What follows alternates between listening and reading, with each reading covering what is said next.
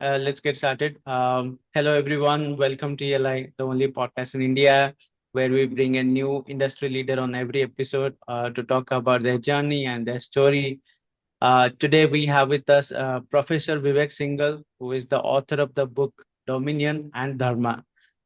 Before we start talking about the book, a little introduction about Mr. Vivek. He is a graduate of IIT Delhi, did MBA at University of Michigan. He had founded a management advisory firm.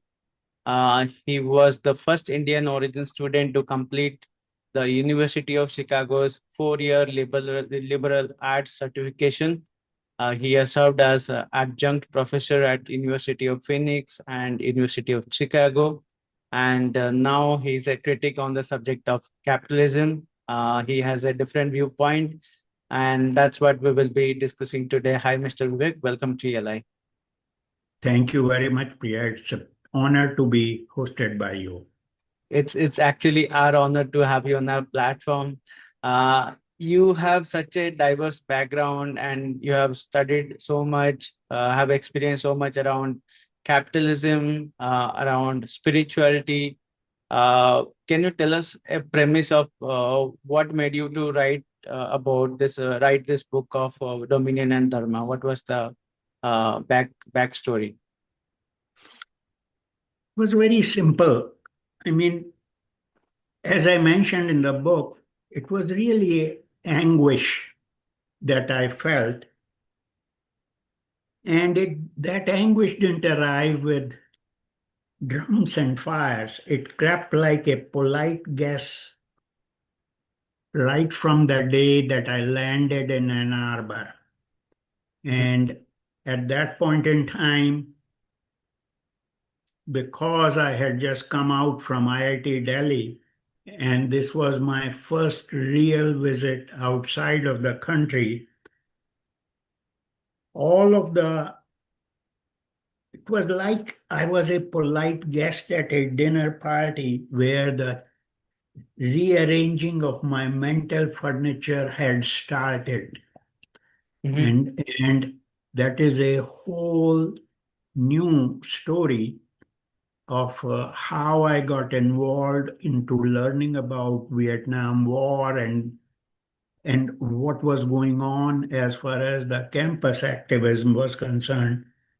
But the idea of the book really came when I first watched the Davos meeting of World Economic Forum one time, and I saw all these people fly in into their private jets, and they were discussing about environmental issues without having any idea of what they were really doing themselves in in sustainability and the future of humanity. Mm-hmm. These people were going to decide our future, and that's what bothered me. So that was the first time that I said, I will do something about it. Then I got a chance to visit the Age of Discovery Monument in Lisbon, Portugal.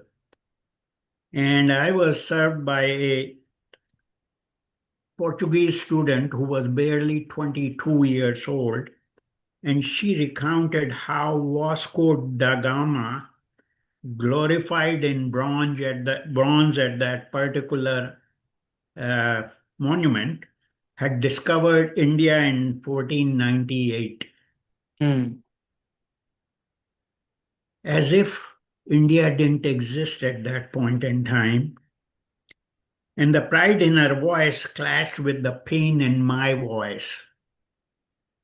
And we struck a very good conversation. And I felt a deep civilizational grief. And the surprising thing is, right after a few months later, I ended up in Kochi, where I got a chance to understand the first major international airport fully powered by solar energy. And I got a chance to be introduced to Adi Shankaracharya's birthplace in Kaladi. Mhm. And it was really that particular realization, these three incidents, that created an existential dissonance. And I said, I got to share my experiences with by writing something about it, which talks about the story of an entire civilization. So I wrote the book not as a critique of capitalism, but as a call not to reject the West, but to remember the East, Mm. not to demonize capitalism, but to reframe it through consciousness. So that is the ideas that sparked it. And obviously, the rearrangement of my mental furniture was taking place over the 50 plus years that I was here in USA. Interesting. And you can see my whole, that's why I wrote a little bit more about the author in as a personal story in the book itself. Absolutely. And one thing I observed in the book was there was a fundamental distinction you have made between capitalism and dharmic worldview. So can you tell to our audience what have you written around that? What is the most fundamental incompatibilities between these two systems? Well, I find it that the idea of capitalism really views the whole world as a market Hmm. versus a mandala. And when I look at it, that is a fundamentally two different ways of viewing the world. In case of a world as a market, life is a transaction. Everything has a price. When you look at the world as a mandala, life is a interconnected whole, and everything has a place and a time. Mhm. Because you start from nothing, but you have the opportunity to get everything everywhere all the time. And if you haven't seen that movie, which got the Oscar award, I would recommend everybody who's interested in AI to watch that movie after reading my book. The second the second fundamental difference that I found was a marketplace, the basic objective is to maximize value by competing and winning, which generally means there's a loser and a winner. While when you look at the world as a mandala, you align with your purpose, which I think I refer to in the book as Swadharma, experience unity with everything. And that is very different than the word that has been used by a lot of people in saying, that's the are you talking about the idea of uh, having religion? Hinduism? I said, Hinduism is just like any other religion, which has its own dogmas and own rituals and own ways of arranging the society. But it does not cultivate harmony directly, which is the whole idea of any religion, is to cultivate harmony. But instead of doing that, they all have cultivated dissonance. And the third issue that I find it useful to mention here is in a marketplace, our identity is determined by what do I do. It is defined by career, salary, by brand, by whether you went to IIT or you just went to a community college, and what is your educational levels. While in the case of a Mandala, the issue is, who am I? Can I define my role in the larger whole with both inner and outer alignment?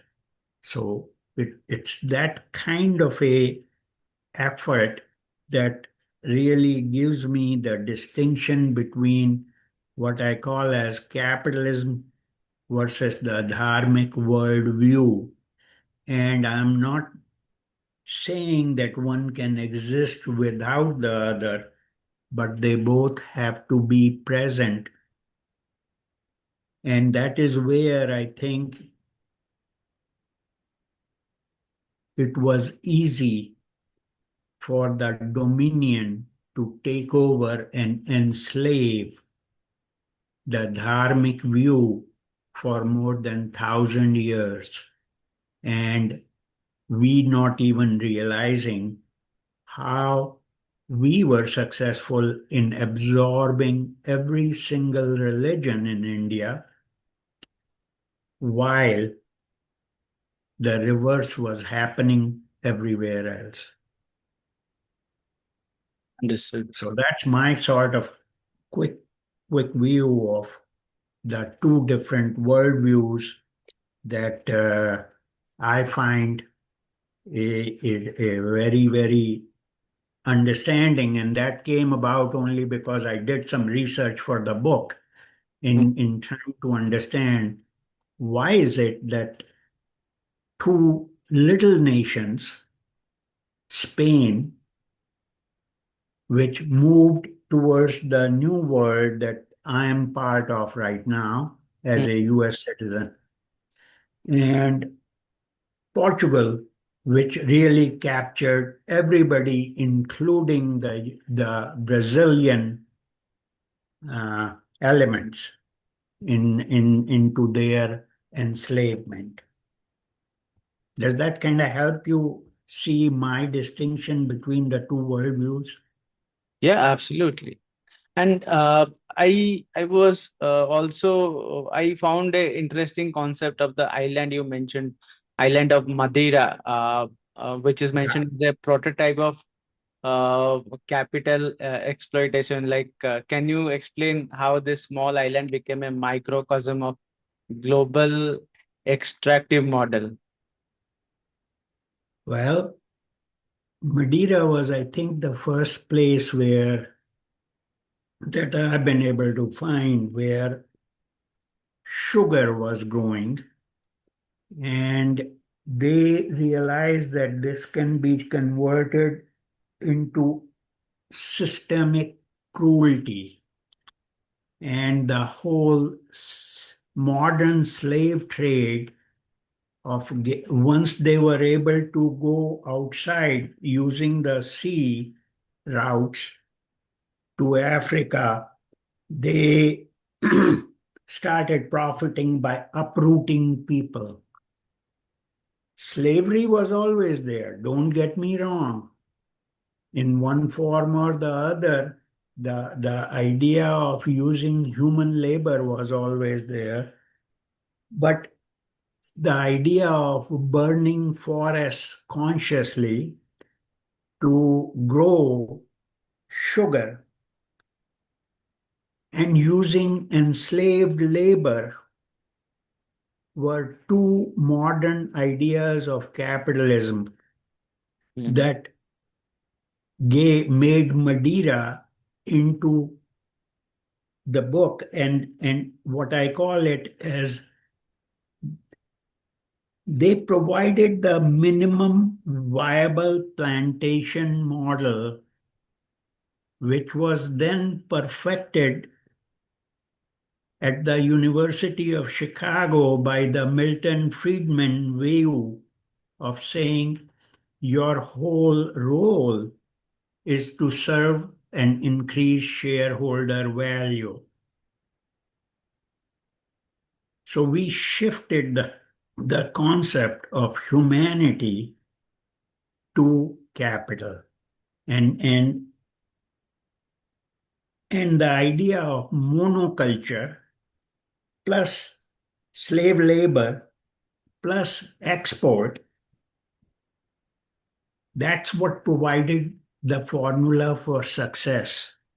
And please compare that to any formula of success that you can find in any of the original civilizational memories that are available, including in Bharat, where I had the luxury or the privilege or opportunity I did not visit a village. I did not really grow up in village, but I had an opportunity to link up when we created an organization called India Development Collaboration of America. And the purpose was to exchange the ideas and give and take. Unfortunately, money had become the only way of exchanging anything. Mm, And and all of my experiences in India were colored with that. And the biggest issue that was being raised on both sides was, can you give us more money? mm, How will this create value in terms of money? How will I become more wealthy? And having survived the idea of living or surviving physically and not having the desire to just continue to increase my wealth, I somehow was of a different viewpoint. And I said,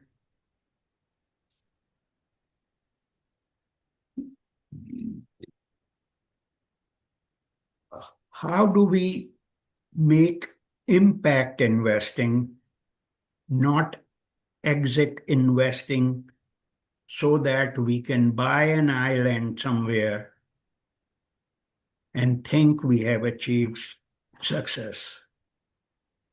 mm. Understood.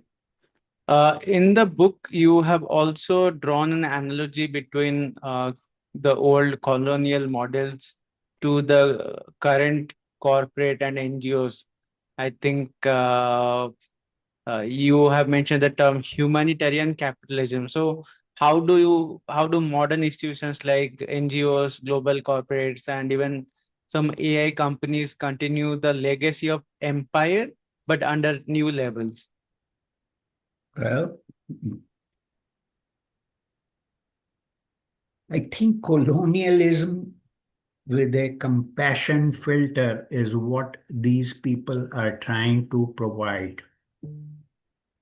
With all of the NGO thing, with all of the tech corporations who don't want to use swords, they don't want to use the guns, they don't want to kill, but look at what is really going on.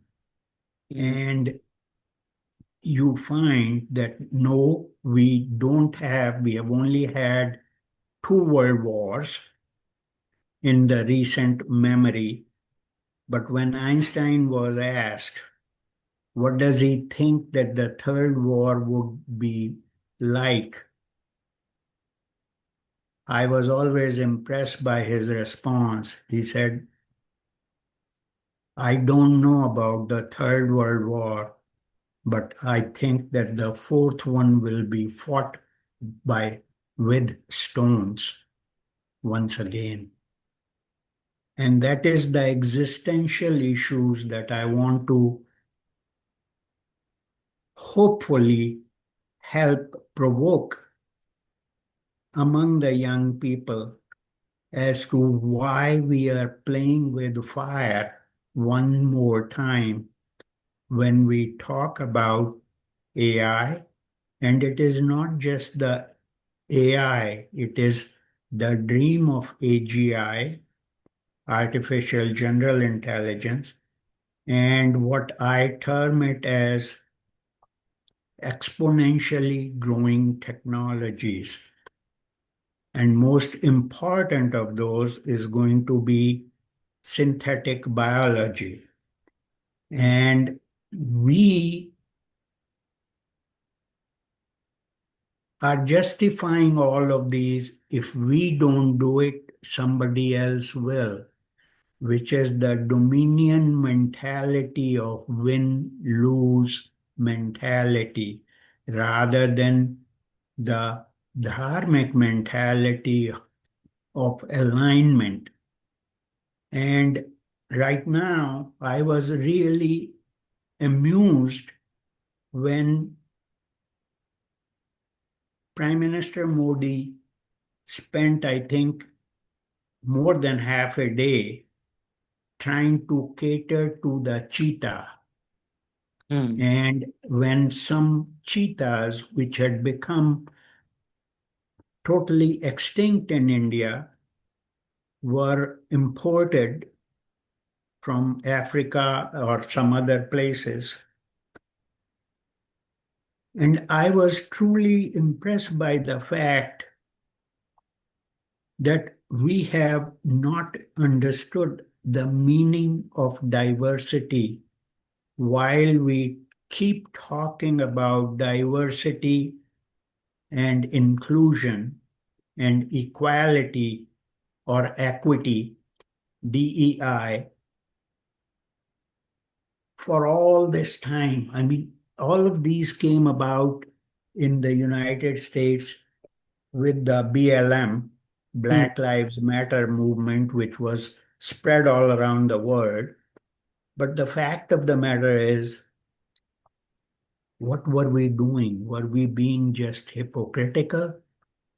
And look at all of those issues from what I call as the dominion and Dharma framework, which is all my effort was to at least expose that some initiate a dialogue in saying, how do we reframe capitalism through how it has come through conquest, but now we have an opportunity to use consciousness and spirituality using the civilizational memory to advance and create the kind of a future Mm, in which humans can find and maximize, not maximize their potential, but find their individual and collective places rather than the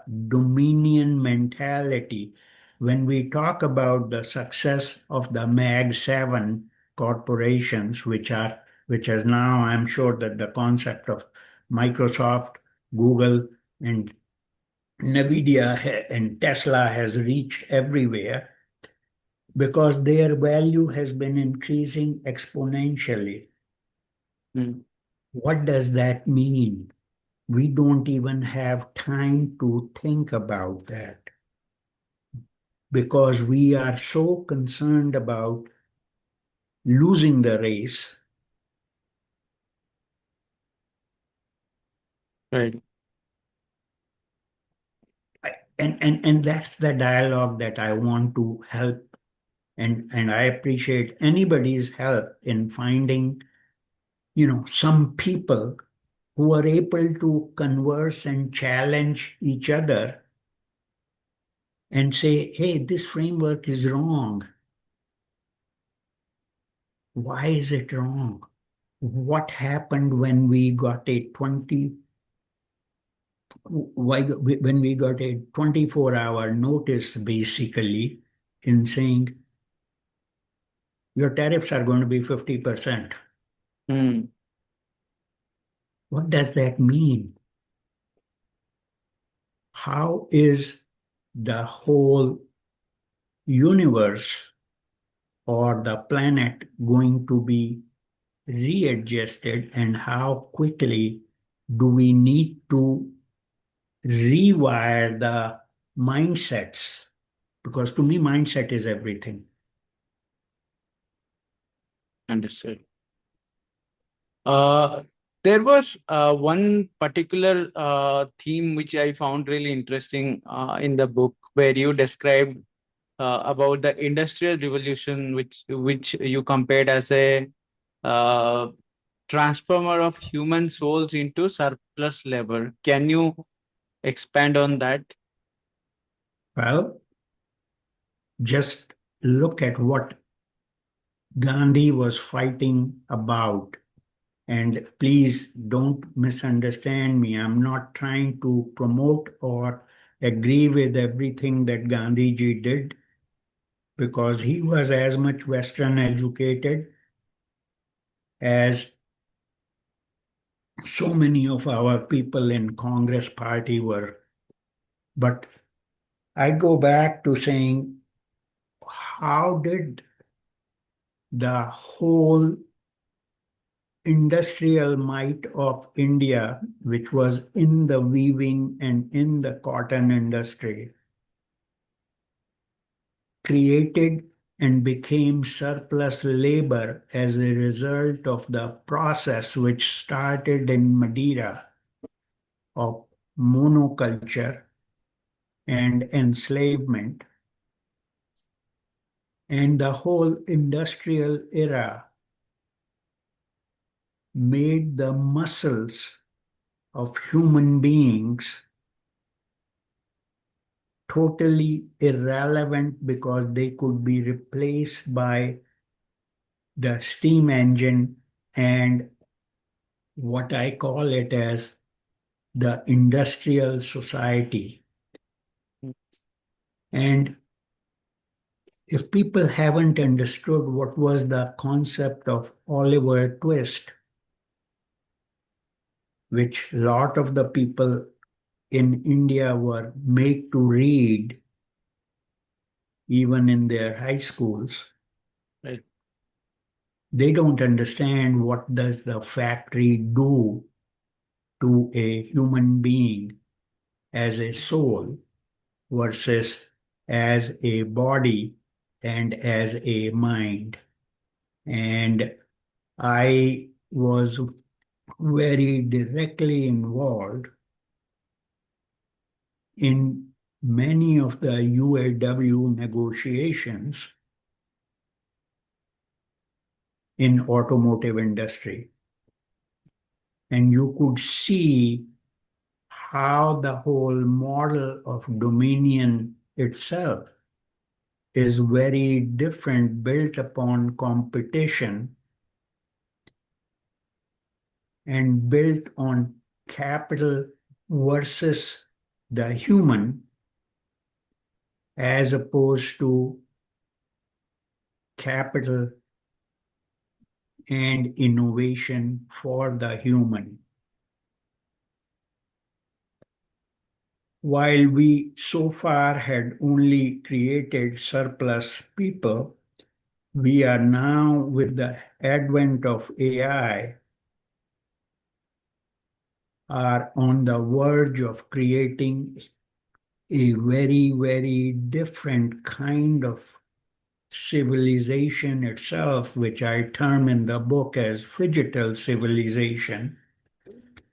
And I do not know how that will turn out, what it will mean, but I find it very, very interesting that the so-called 1500 of the greatest scientists who were involved in that particular letters that were written to slow down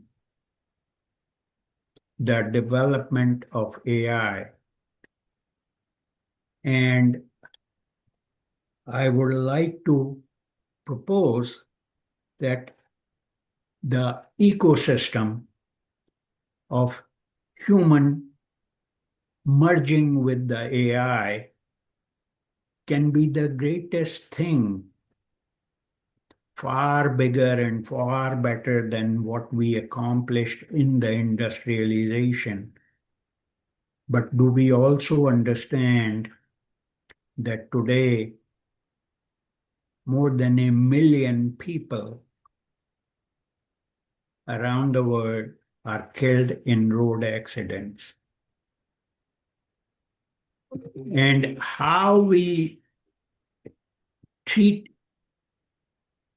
these issues and the automobile, what it has created, having come to Ann Arbor and lived right next door to Detroit, and having worked in the automotive industry, we can only fathom as to how the automotive invention or discovery or creation has changed life, not just in US, but globally. And, and we have to be more involved in discussing when we take up the whole neural networks. Do we also understand that there are 100 billion neurons that are firing at any point in time in most humans, what we call as brain? But there are also 40 plus million neurons that are firing in everybody's heart. And then there are current discoveries tell us that there are close to 100 million plus neurons that are in your gut. And that is why in almost every society that I have gone to, at the end of every conversation, most of the times people would ask you, but what does your gut say about this? Hmm. People have gotten Nobel Prize for talking about these things. Thinking Fast, Thinking Slow by Kahneman is a book that I recommend to my, you know, to your viewers as the fundamental idea of understanding what does thinking really mean. And I started writing about thinking in 1986 as part of the strategic thinking. Do we look at everything as a whole, or do we look at everything only as a part? And how do the parts fit into the whole? And how does the whole, when you look at the 40 trillion cells in a human body, each one of them is an autonomous unit with its own power source. And it is helping to align with the rest of the cells to create what we call as human being or any life itself. And that is why I go back to the example of cheetah. Do we want to create the whole, or do we want to take our good friend Elon Musk's idea of saying, I want to take my 25 people and start a colony on Mars because these problems are so tough, I can't handle it. And those are the decisions that I like the young people to be thinking about and challenging,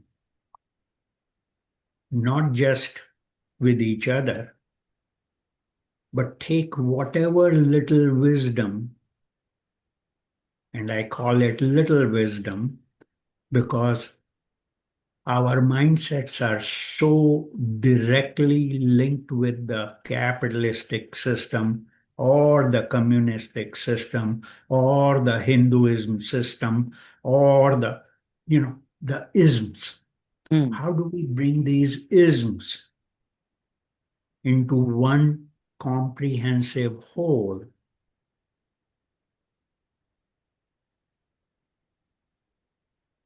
Got it. is the idea of trying to get the young people who are the future. I'm not the future. I mean, and I have become very cognizant of that when I was standing in front of Adi Shankaracharya's birthplace in Kochi. I mean, with a person who had devoted his whole life to that particular way of thinking. And I was just so grateful to see the connection between him and what I used to learn as the listening to Swami Vivekananda's things Hmm. as a little child. And I'm saying, can we really do anything about this world, or are we just going to climb on that escalator Got it. towards greater and greater what we started the conversation money? Right. All right. So on this note, I just have one last question before we close. Like you mentioned, what can we do? So for listeners who are listening to us, some of them may feel overwhelmed by the scale of civilizational collapse that is happening, or there is so much of climate change, ecological crisis going on. So where do you suggest they begin their reconnecting with Dharma and their whole sacred responsibility? I believe in free speech in that regard, and I say ask the questions. Don't accept anything as a purely given. And I believe that every child starts with curiosity and asking questions, and slowly he or she learns to shut up and be politically correct. And I want to work with people who are willing to challenge my thinking, who are willing to say, let us find a different way with, or hopefully with all that exponentially growing technologies, to create the kind of a future that our grandkids could be really proud of, and we could be proud of sitting in heaven, if there is such a thing, that we did something for Mother Earth. Great. Well said. And on this note, we will close the session. Thanks for joining us, Mr. Vivek. Pleasure to have you on our platform. And our best wishes for the book you are releasing. Listeners, if you are listening to us, do get the first copy of Mr. Vivek's book, Dominion and Dharma. And connect with me, and hopefully we can start a conversation, which Absolutely. is what Socrates always promoted. Ask the questions. The the new age is going to be asking better and better questions rather than being signing yours obediently. Hmm. Absolutely. All right. Thanks, Mr. Vivek. Pleasure to have you on our platform. And that's it about from our side.